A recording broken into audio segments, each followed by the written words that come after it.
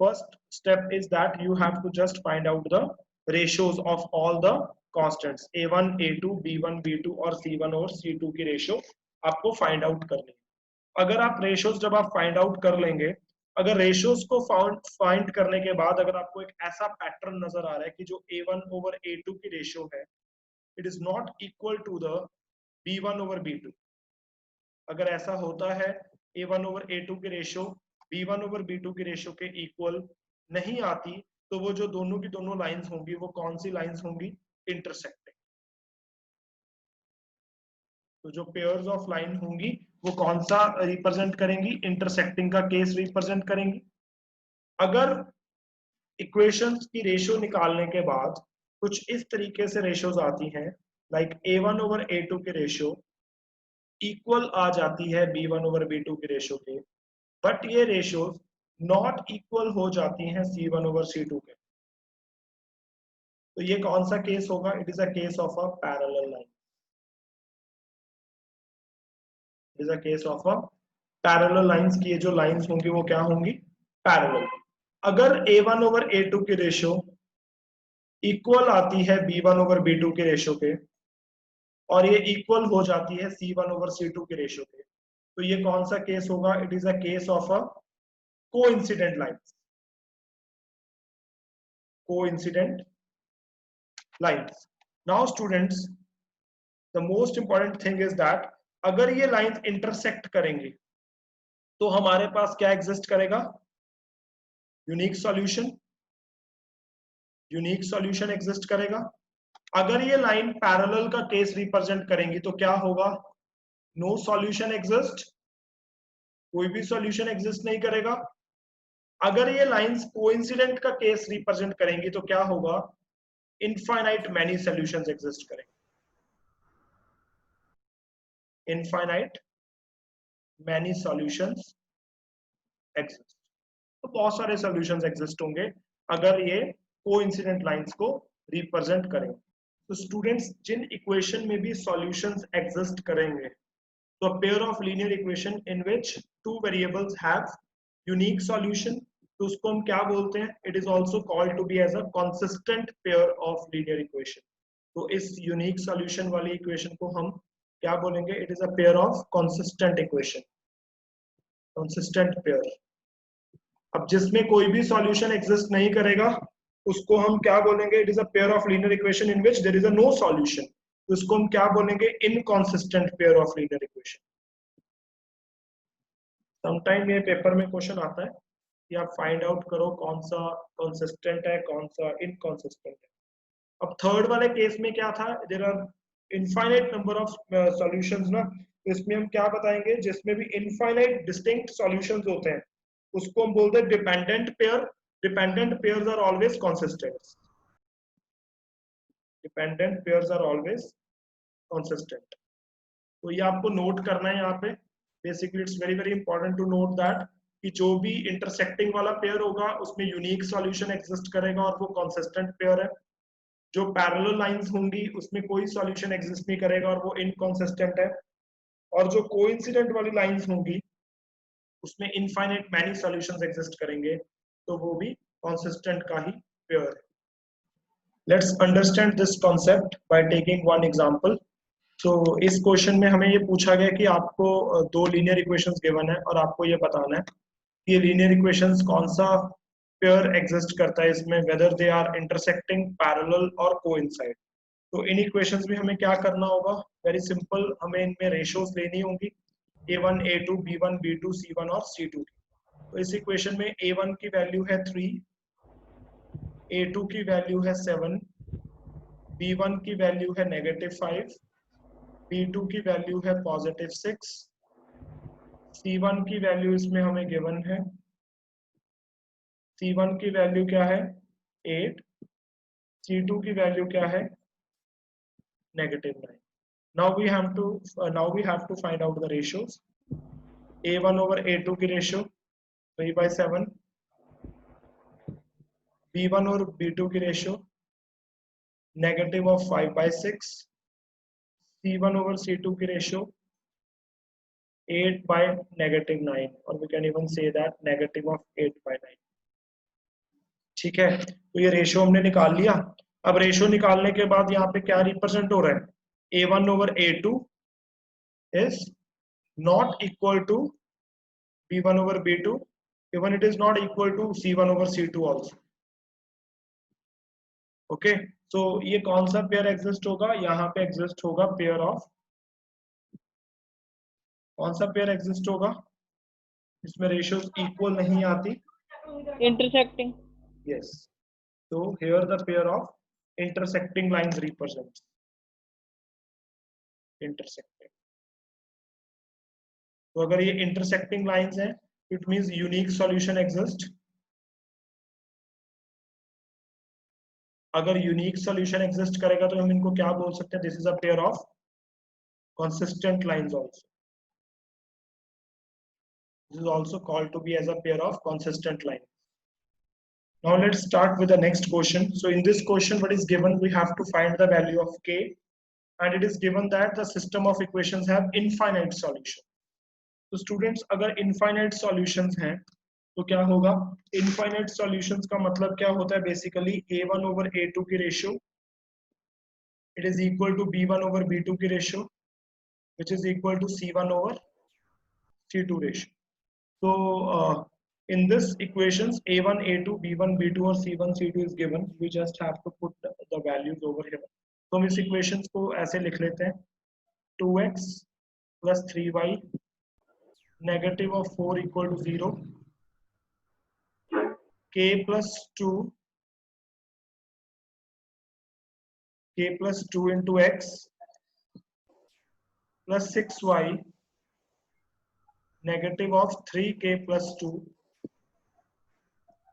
equal to 0.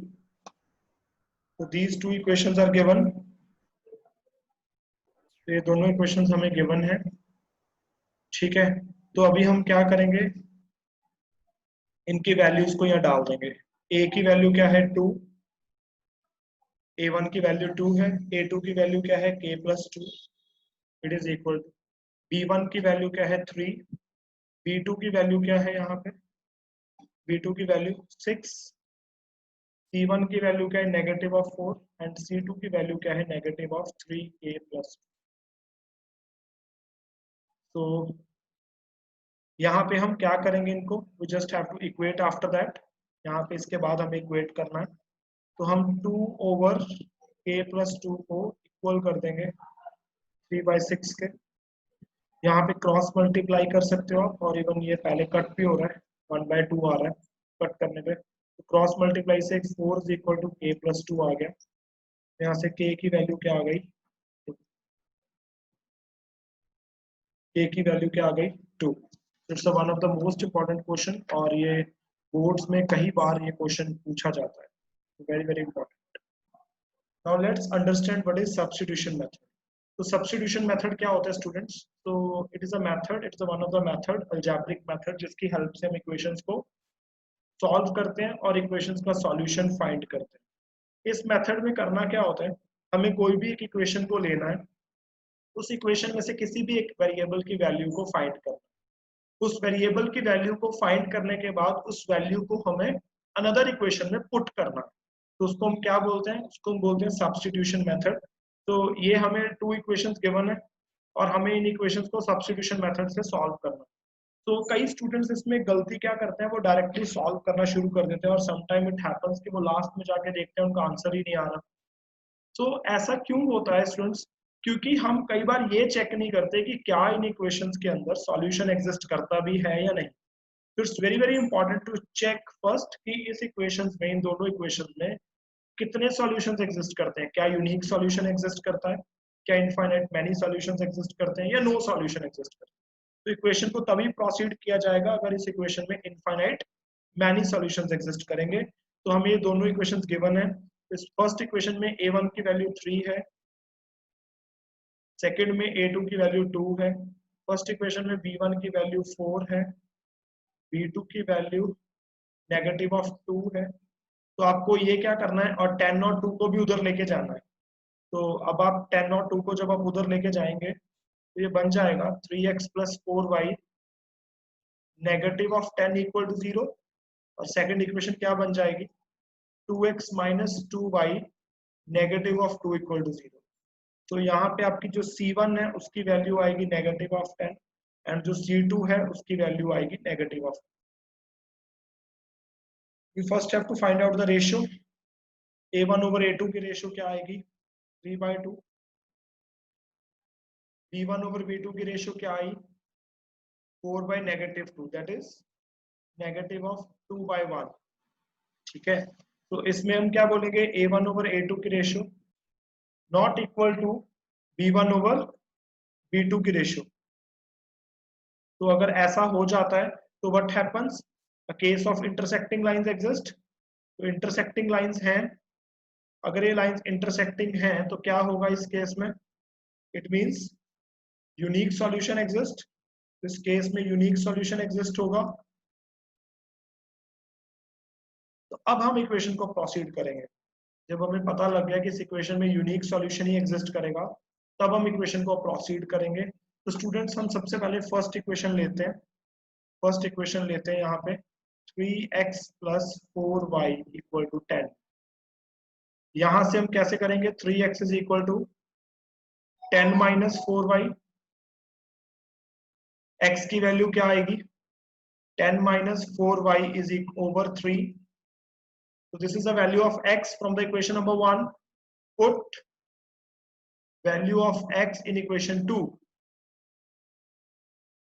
Value of x को हमने put करना है किसमें 2x negative 2 plus 2 is equal to 2 में। तो यहाँ पे जब आप पुट करेंगे क्या आएगा x की value 10 minus 4y over 3 minus of 2y equal to 2। तो पुट करके इसको हमें ओपन करना है ब्रैकेट्स को। तो मैं डायरेक्टली यहाँ पे एलसीएम ले रहा हूँ 3 और उसको मल्टीप्लाई भी कर रहा हूँ ब्रैकेट में। It becomes 20 minus 8y minus 6y is equal to 2. So what it becomes 20 minus 14y equal to 6. So students मैंने 3 को 2 से मल्टीप्लाई कर दिया क्रॉस मल्टीप्लाई। तो यहाँ पे माइनस ऑफ 14y किसके इक्वल आएगा 6 minus 20। what it becomes minus of 14y is equal to negative of 14। तो यहाँ से y की वैल्यू क्या आएगी negative of 14 over negative of 14 that is 1। तो हमने y की वैल्यू यहाँ से फाइंड आउट की। Same we can proceed it for the x also. So I am going to erase this part. x के लिए भी ऐसे पुट किया जाएगा। तो आपके पास जब y की वैल्यू आ गई है तो अब आपको क्या करना है इस y की वैल्यू को पुट कर देना आपको किसी भी एक इक्वेशन में। तो मैं यहाँ पे मैंने इरेज किया है। इरेज करने के बाद मैं डिफरेंट मार्कर से इसको सॉल्व कर रहा हूँ so that it becomes easy for you to understand कि उसके बाद वाला पार्ट है। Put y equal to 1। तो हम y equal to 1 को पुट कर रहे हैं in equation 3x plus 4y equal to 10। तो जब हम पुट करेंगे students what it becomes 3x plus 4 into 1 equal to 10। So it becomes 3x is equal to 10 minus 4 that is 6 और x की वैल्यू यहाँ से क्या आ जाएगी 6/3 is equal to 2। तो यहाँ से हमारे पास x की क्या सॉल्यूशन आया 2 और y की value I 1। So this is called to be as a substitution method। Now students let's understand what is elimination method। So elimination method का मतलब क्या होता है eliminate। The word elimination means the word eliminate। eliminate का मतलब क्या है कि आपको इन इक्वेशंस में से कुछ ना कुछ एलिमिनेट करना होगा, मतलब हटाना होगा कुछ ना कुछ। तो एलिमिनेशन मेथड में क्या होता है स्टूडेंट्स, तो देखिए elimination method with in 5 minutes आपको ये भी समझ आ जाएगा। सो एलिमिनेशन मेथड में हमें क्या करना है, हमें कोई एक वेरिएबल को फिक्स करना होता है। Either you can fix x also और you can fix y also.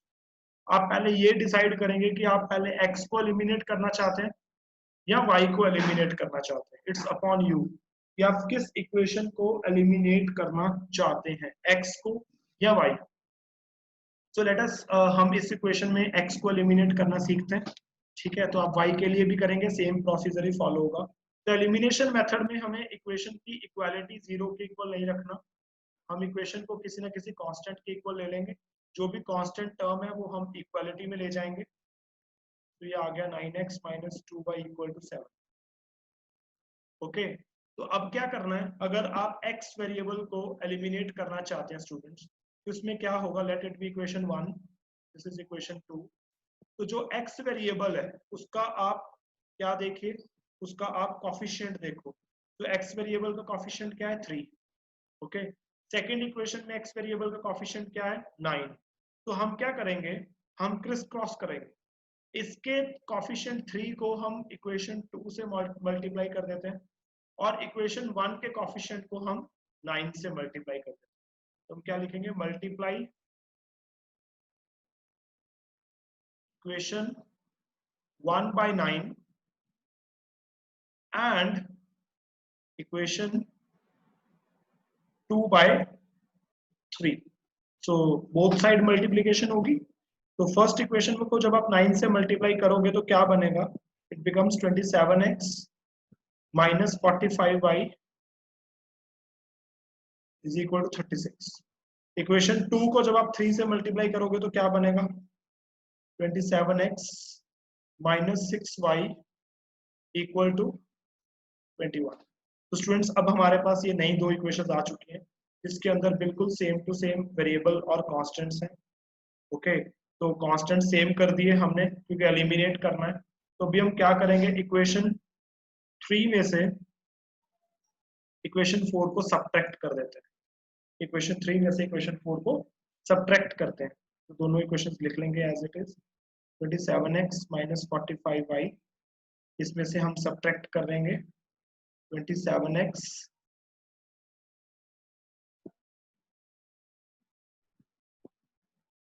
तो हम सब्ट्रैक्ट करेंगे इसमें से 27x प्लस 6y आ गया क्योंकि नेगेटिव साइन था तो वो पॉजिटिव हो जाएगा। It is equal to 36 minus 21। तो व्हाट इट बिकम्स, 27x में से 27x तो कट हो गया, माइनस 45y और plus 6y, what it becomes, it becomes negative of 39y। It is equal to 36 में से 21 को माइनस करेंगे तो क्या आएगा, 15। तो यहाँ पे आपके पास y की वैल्यू आ जाएगी 15 ओवर माइनस 39। सो इसको आप सिंपल फॉर्म में चेंज कर लीजिए। अगर ये कट होता है तो 3 के टेबल पे कट हो रहा है, 3 5 से 15 और 3 13 से 39। तो it becomes negative of 5 by 13। Now अभी x की वैल्यू कैसे निकालोगे, आप इस y की वेरिएबल की वैल्यू किसी भी वेरिएबल में पुट कर दीजिए। ठीक है, तो y की वेरिएबल की value put y is equal to negative of 5 by 13 in equation 1। Equation 1 में पुट कर दिया। तो इक्वेशन 1 में पुट करोगे तो what it becomes 3x minus 5 into minus 5 by 13 equal to 4। तो हमें इसके अगला वाला पार्ट हम सॉल्व करते हैं इसकी वैल्यू निकालने के लिए। तो यहाँ पे अब इस इक्वेशन को और थोड़ा प्रोसीड करके ओपन करते हैं। It becomes 25 by 13 equal to 4। it becomes 3x is equal to 4 minus 25 by 13। it becomes 3x is equal to 13 into 4 52 minus 25 over 13। ये आ जाएगा यहाँ पे 3x की वैल्यू आ जाएगी 52 में से आप 25 जब आप माइनस करेंगे तो इट बिकम्स 27 over 13। ठीक है, तो यहाँ से x की वैल्यू कैसे आएगी, ये जो 3 मल्टीप्लाई में वो जो डिवाइड हो जाएगा 27 over 13 मल्टीप्लाई बाय 3, ये डिवाइड हो गया। x की वैल्यू क्या आ गई, 9 over 13। Now let's understand what is cross multiplication method. So it is again one of the important method। इस चैप्टर का ये भी important method है। तो मैंने यहाँ पे एक इक्वेशन ली है जिसको हम सॉल्व करेंगे with the help of cross multiplication method। तो स्टूडेंट्स क्रॉस मल्टीप्लिकेशन मेथड क्या है, आप इसको थोड़ा ध्यान से समझिएगा। तो इसमें हमें क्या करना है, सबसे पहले हम इक्वेशंस की तो एक फॉर्मेट में लिखेंगे, इसमें इक्वालिटी इक्वल टू 0 रखना होता है इक्वेशन, मतलब इक्वल टू 0 होनी चाहिए। तो ये बन जाएगी 2x plus Y negative of 5 equal to 0, it's your first equation. And second क्या होगी 3x plus 2y negative of 8 equal to 0, it's your second equation. तो इक्वालिटी में 0 होना चाहिए। नाउ तो स्टूडेंट्स इसमें हम सबसे पहले वही चेक करेंगे, a1 a2 b1 b2 c1 और c2 की रेशियोज आप चेक करोगे। तो जब आप चेक करोगे then you will come to know that कि इस इक्वेशन में यूनिक सॉल्यूशन एग्जिस्ट होगा। तो मैं आपको मतलब आप चेक कर सकते हैं, it's important to check every time. तो मैं आपको मेथड सिखा रहा हूँ, तो इसीलिए मैंने पहले से वही इक्वेशन चूज की है जिसके अंदर यूनिक सॉल्यूशन भी एग्जिस्ट होगा। तो इस मेथड में हमें करना क्या होता है, तो इस मेथड में student there is a one rule. तो रूल क्या है, उस रूल को हम बोलते हैं 2 3 1 2 रूल। तो 2 3 1 2 rule, okay. So here 2 stand for b1 b2, here 3 stands for c1 c2, here 1 stands for a1 a2, and here 2 stands for again b1 b2, okay. तो आप थोड़ा ध्यान रखोगे। तो 2 3 1 2 इसको, ये रूल का नेम है जिसकी हेल्प से हम इसको सॉल्व करते हैं इक्वेशंस को। Excuse me sir. Now students अब इसमें क्या किया जाता है, तो ये 2 3 1 2 रूल में हमने b1 b2 c1 c2 a1 a2 और b1 b2 लिख लिया।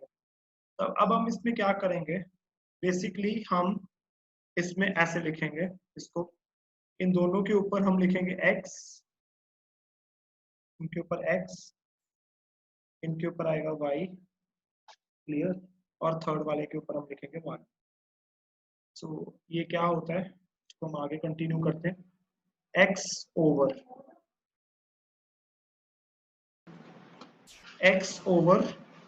b1 b2, b1 की वैल्यू क्या है यहाँ पे 1, b2 की वैल्यू क्या है 2, c1 और c2 की वैल्यू क्या है, c1 की वैल्यू -5 और c2 की वैल्यू क्या है -8, equal to y over c1 c2 की वैल्यू वही -5 -8 और a1 a2 की वैल्यू 2 और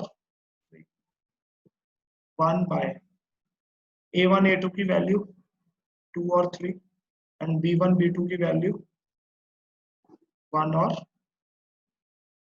2। तो स्टूडेंट्स हमें क्या करना है इसके बाद, cross multiplication as the name of the method suggest. हमें यहाँ पे क्रॉस मल्टीप्लाई करना है, इसको हम इससे पहले मल्टीप्लाई करेंगे और मल्टीप्लाई करने के बाद जो भी वैल्यू आएगी उसको इन दोनों की मल्टीप्लिकेशन से सब्ट्रैक्ट करेंगे। सेम सब में ऐसा ही होगा। तो x over -8 into 1, it's -8, 1 negative we have to put, 2 into -5 -10 equal to y over 3 into -5 -15, negative of -8 into 2 -16 equal to 1 by 2 into 2 4 minus 3 into 1 8. Okay, so then what we have to do is x over -8 plus 10 equal to y over -15 plus 16 equal to 1 over 1. Clear? Then x over 2 is equal to y by 1 is equal to 1 by 1. ये हो गया सारा solve करने के बाद जो हमारे पास values आई हैं।